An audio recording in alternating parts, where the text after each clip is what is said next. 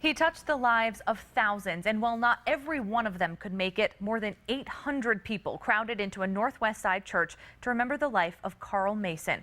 Karl was killed in a car crash on La Cholla and Lambert 6 weeks ago. He was heading to his church to help lead the youth ministry that evening, but instead, his pastor says he went straight to gates of heaven. 9 on your side, Simone Del Rosario is in the newsroom with why the family had to wait those 6 weeks in order to say goodbye. Christina, Karl's oldest daughter, Skylar, was critically injured in that crash. The family tells me they had to put their grief aside until they were strong enough to grieve together.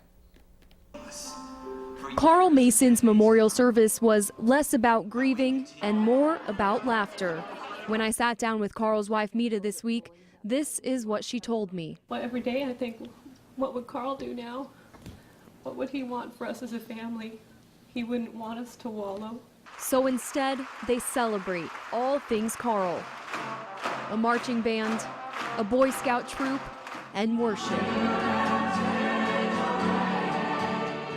His motto, dessert first, and that's exactly what they did.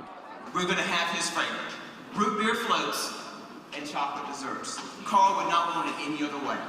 But before the treats, the treasured memories.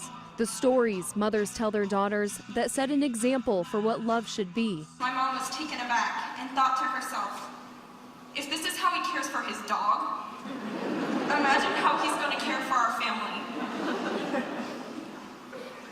That was the moment she knew that this was the man she wanted to marry. Karl died just days before their 20th wedding anniversary. May they find that same kind of love when it's time.